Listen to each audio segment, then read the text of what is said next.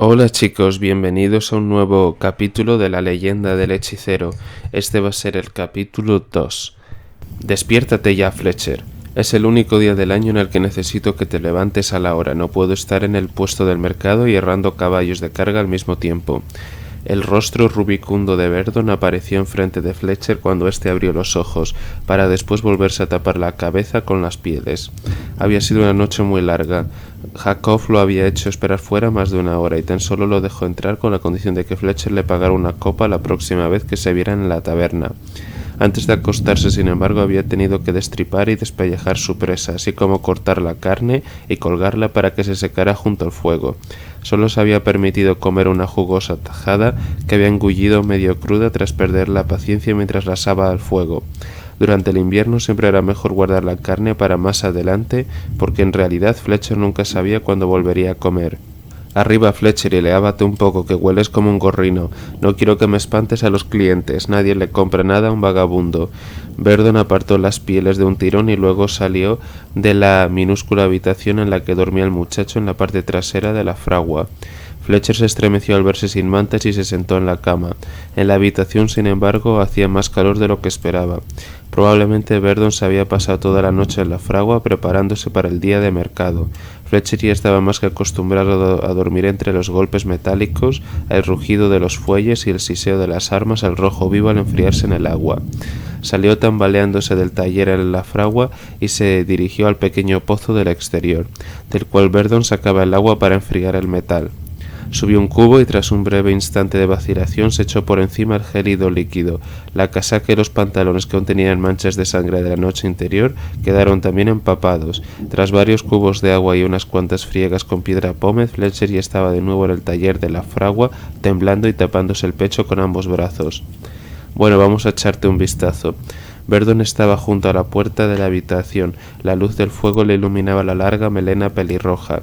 Era con diferencia el hombre más corpulento de la aldea. Pasaba tantas horas golpeando metal en su fragua que se le habían formado unos hombros anchos y un pecho del tamaño de un tonel. Fletcher, que era delgado y menudo para su edad, parecía aún más pequeño a su lado. Lo que suponía, tienes que afeitarte. Hasta mi tía Gerla tiene ya más bigote que tú. Ve quitándote esa pelusilla hasta que te crezca un bigote de verdad como el mío. A Verdon le centellaron los ojos mientras se retorcía el hirsuto bigote rojo que le crecía por encima de la barba canosa.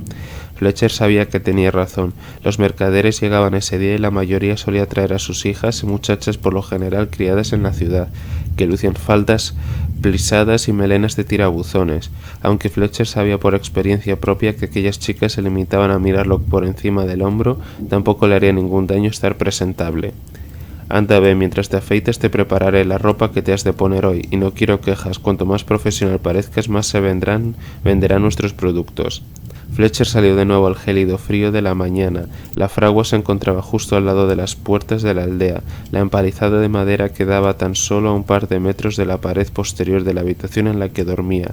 Había un espejo y una pequeña jofaina tirados allí cerca, y tras coger su cuchillo de desollar se afeitó el incipiente bigotillo negro y después observó con atención en el espejo. Estaba pálido, lo cual no era extraño para los habitantes del norte de Homnium. El verano era corto en Pelt, consistía en un periodo breve pero feliz de unas pocas semanas en el que Fletcher se dedicaba a corretear por los bosques con los otros chicos, a pescar truchas en los arroyos y a tostar avellanas al fuego. Era la única época del año que no se sentía como un intruso. Tenía un rostro tosco, de pómulos marcados y ojos de color marrón oscuro ligeramente hundidos. Su pelo era una maraña negra y lanuda que Verdon le esquilaba cuando ya no tenía manera de peinarlo. Fletcher sabía que no era feo, pero tampoco apuesto en comparación con los muchachos ricos que poblaban la aldea, bien alimentados, de sonrosadas mejillas y rubias melenas. El pelo oscuro no era poco habitual en los asentamientos del norte, pero dado que a él lo habían abandonado a las puertas de la aldea siendo tan solo un bebé, no era de extrañar que no se asemejase en nada al resto de los aldeanos. Este era otro de los muchos aspectos que lo distinguían de los demás. Verdon le había dejado sobre la cama una casaca de color azul pálido y unos pantalones de un tono verde chillón. Fletcher palideció al ver aquellos colores, pero se guardó sus comentarios al captar la mirada reprobatoria de Verdon. Aquella ropa, por otro lado, tampoco resultaba tan extraña para un día de mercado, pues los mercaderes eran famosos por su extravagante vestimenta. «Te dejo que te vistas», dijo Verdon, que se rió entre dientes y se escabulló de la habitación. Fletcher sabía que esas burlas no eran más porque una forma de mostrarle su afecto, así que no se lo tomó mal. Nunca había sido un muchacho demasiado hablador, pues prefería estar solo con sus propios pensamientos.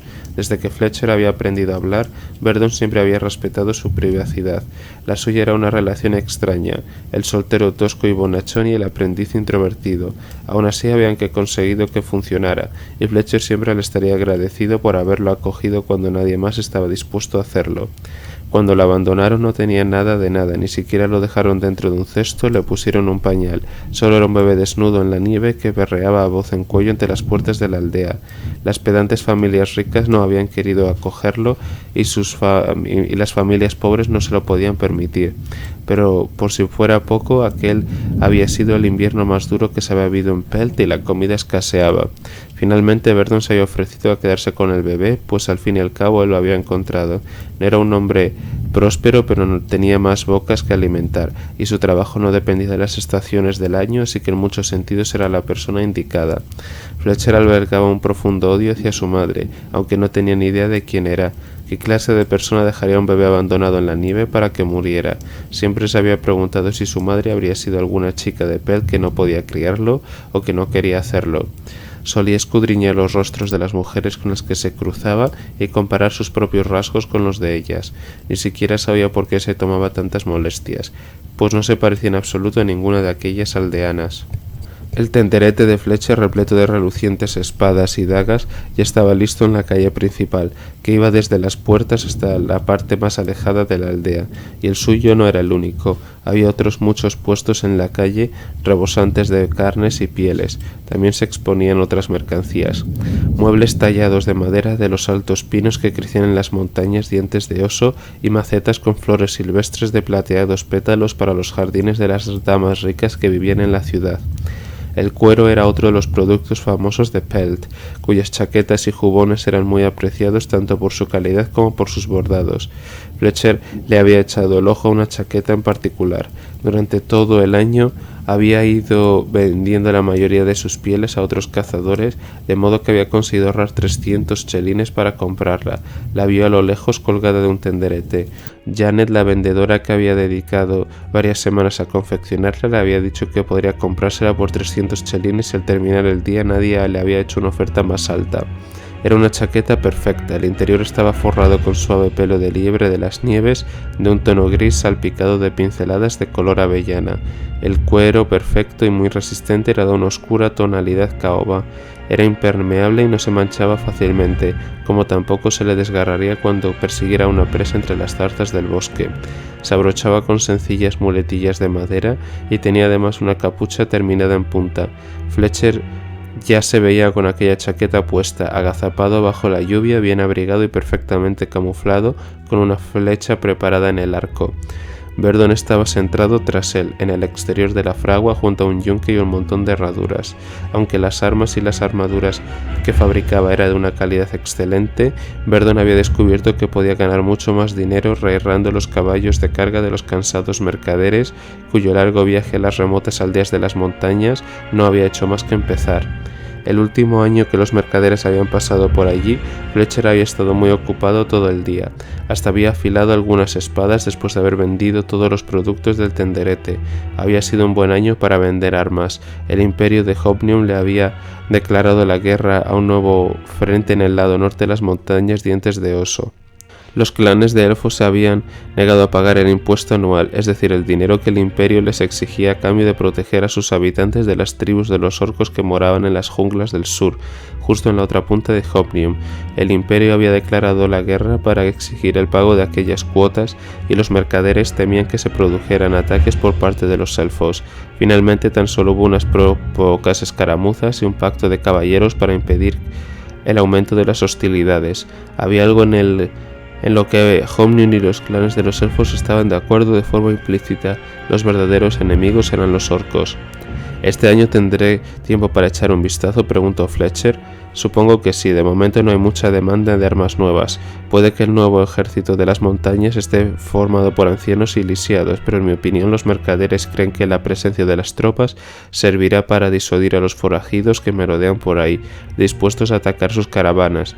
Y lo peor es que seguramente tienen razón. Me da la sensación de que este año no les hace falta defenderse, o sea que con ellos no creo que hagamos mucho negocio, pero después de la visita que hiciste al frente el mes pasado, al menos sabemos que el ejército sí necesita mis servicios. Fletcher se estremeció al recordar su viaje por las montañas hasta el fuerte más cercano. El frente era un asunto serio, un lugar repleto de hombres de mirada perdida que no veían el momento de librarse de sus obligaciones con el ejército.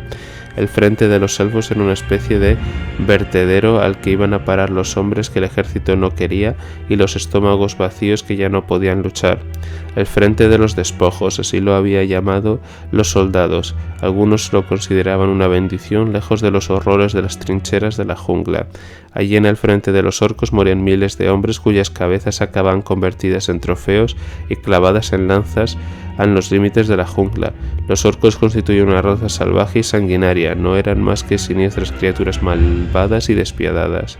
En la frontera de los elfos, en cambio, se vivía un horror distinto, una degradación constante, una lenta muerte por inanición provocada por las raciones insuficientes, un mundo de horas y horas de instrucción a las órdenes de cansados sargentos que no sabían hacer nada más, de generales poco inspirados que se refugiaban en sus caídos despachos mientras los hombres temblaban de frío en sus camastros. El intendente no parecía muy dispuesto a comprar nada, pero tenía que equipar a sus tropas y por otro lado las líneas de abastecimiento que atravesaban las montañas se habían visto reducidas a un mero goteo al aumentar la demanda en el frente de los orcos. Fletcher pues había vendido las espadas que llevaba cargadas a la espalda desde aquella mañana por bastante más de lo que en realidad valían. Había regresado con una pesada bolsa, aunque bastante más ligera que las espadas, repleta de chelines de plata, y si hubiera llevado mosquetes habrían pagado en soberanos de oro. Bernard tenía la esperanza de que los mercaderes se atrevieran a cambiar armas de fuego por espadas. Si eso sucedía el año siguiente, Verdon podría venderle los mosquetes al intendente. Aquella noche, mientras Fletcher descansaba en un catre prestado en los barracones y esperaba que amaneciese para regresar a Pelt con luz diurna, había tomado una decisión. Si alguna vez se unía al ejército, no estaba dispuesto a acabar en un lugar como aquel.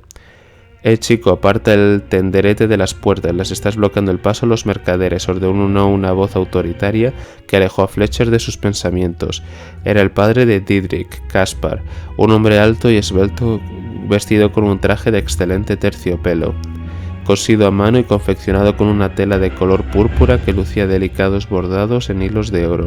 El hombre fulminó al chico con la mirada como si su mera existencia constituyese una ofensa para él. Didrik, que estaba detrás de él, sonreía. Llevaba el pelo embadurnado de cera y peinado con la raya a un lado. Fletcher se fijó en el tenderete contiguo que estaba bastante más cerca de la carretera que el suyo.